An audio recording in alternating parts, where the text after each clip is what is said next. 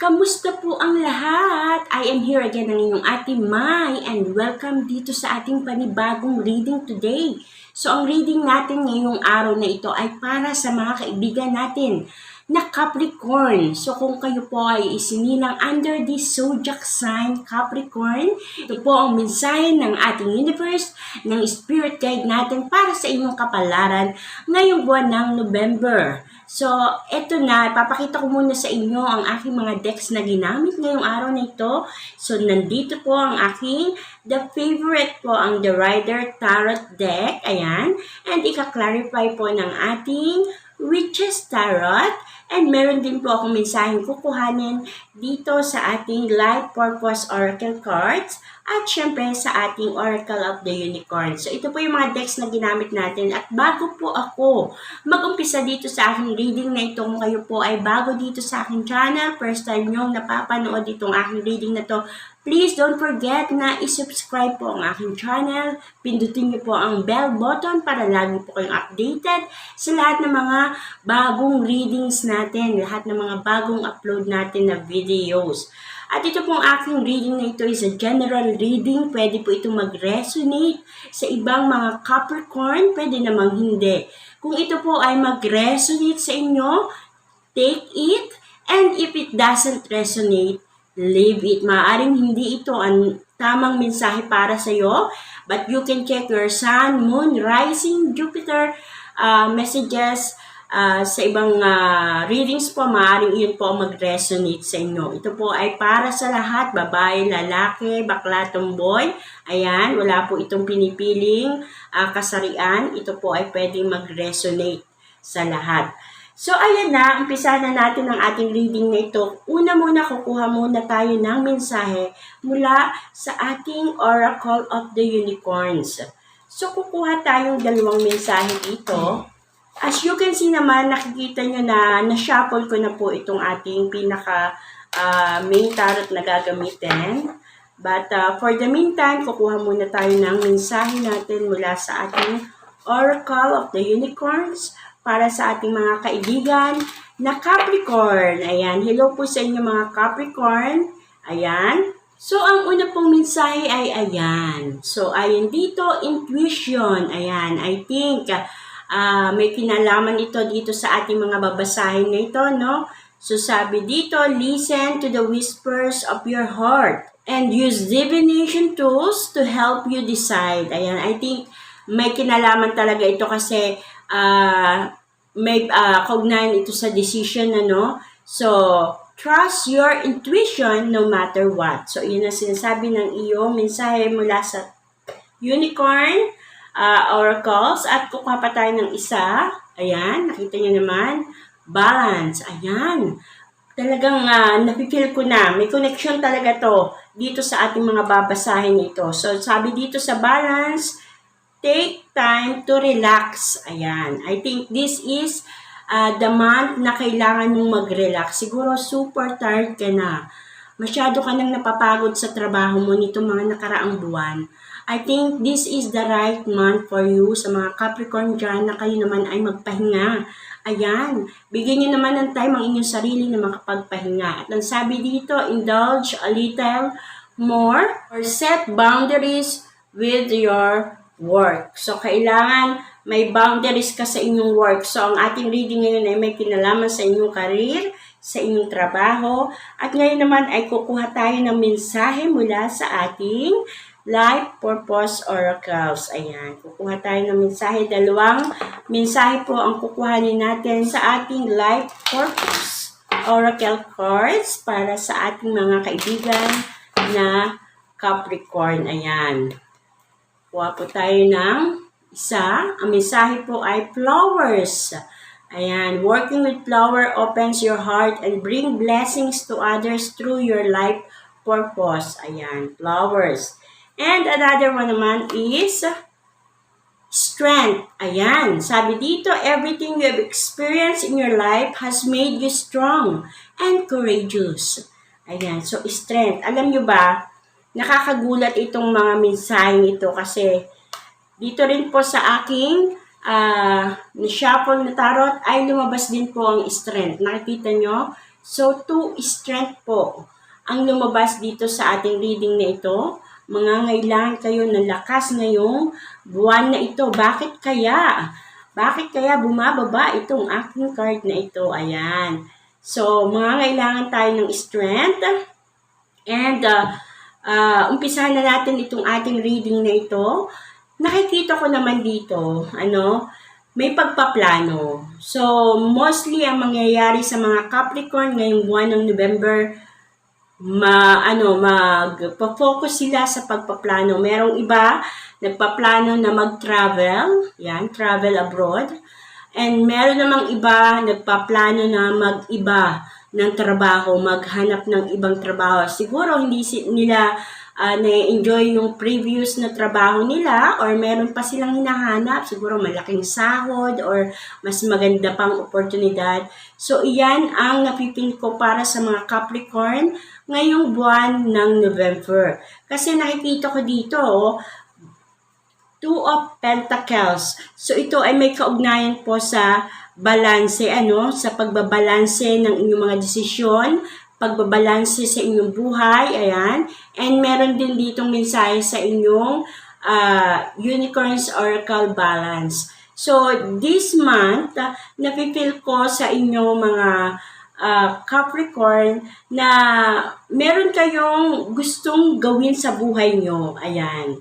Kung pag-uusapan natin ng career, maaaring gusto nyo mas maghanap pa ng mas maganda pang oportunidad, magandang trabaho, mataas na sweldo. So, iyon yung pinaplano nyo, no?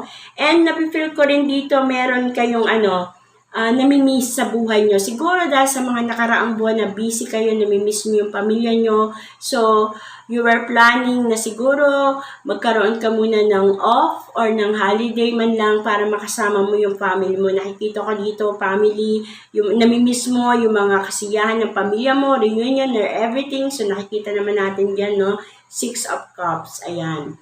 And, syempre, nakikita ko rin dito, when it comes your financial, okay naman siya, balance, stable, hindi ka mamumblema pagdating sa financial, kasi nga napakasipag mong tao, no? So, lahat na lang gagawin mo talaga, no? Kahit anong income, susubukin mo. Kasi napakasipag mo.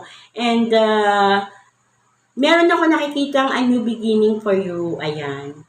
So, kung sakasakali man lang napipil ko sa mga Capricorn, kung sakasakali man lang na nagpaplano kayo na mag-travel, humanap ng magandang oportunidad sa buhay nyo, I think this is the right month for you para gawin yan. Kasi mag-guide talaga kayo ng inyong spirit guide, ng inyong angels, na talagang mas ma-achieve nyo pa yung talagang gusto nyo ma-achieve sa buhay nyo. Nakikita ko kasi dito is the magician. Ayan. Merong magician dito na it means nakikita ko success and nakikita ko abundance, prosperity, wealth ay posibleng mapa sa iyo.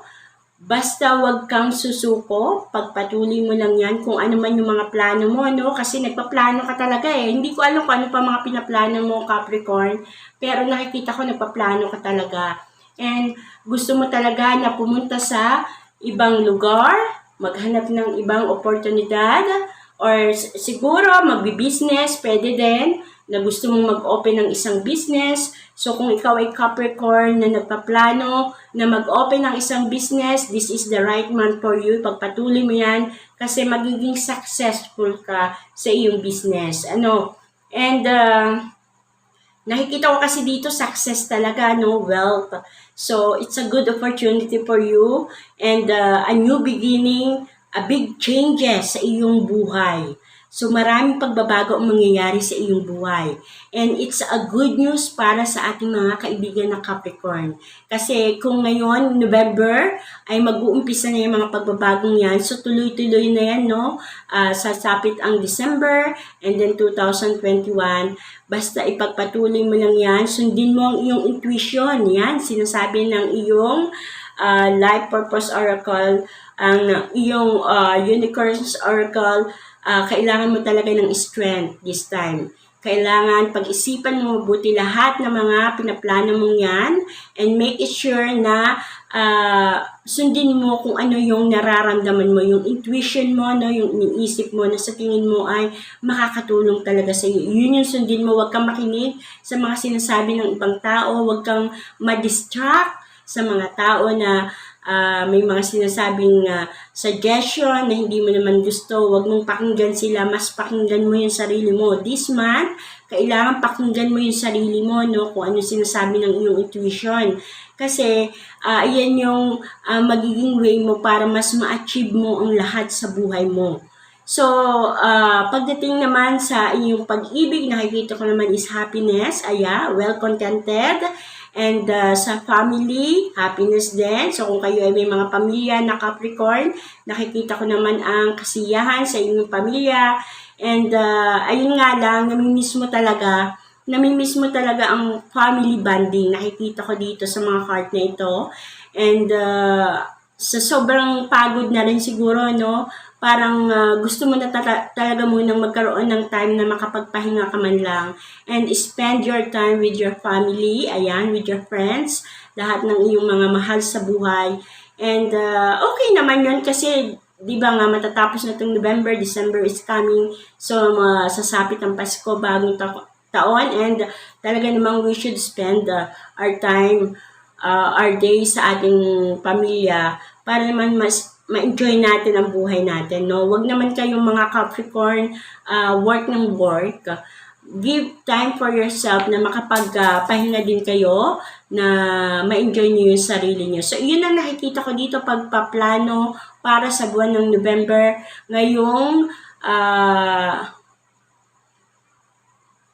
sa lahat ng mga Capricorn, and kung ano man yung mga pagpaplanong nyong yan, pinapayo ko ipagpatuloy nyo lang yan kasi dadalhin kayo niyan sa sabihin na nating tagumpay. Basta pag sumikapan nyo lang yan and talagang ibigay mo yung iyong lakas, be wise sa iyong mga desisyon na gagawin sa buhay mo. Yan ang pinaka-importante. And of course, always help your family din. Nakikita ko dito ang isang imahe ng pamilya, So, mas gusto mo talagang i-focus yung sarili mo sa pamilya mo ngayon. And do it kasi makakatulong yan sa iyo para mas maging positive ka sa buhay mo, no? Makapag-isip ka and makapagplano ka ng mabuti para sa buhay mo.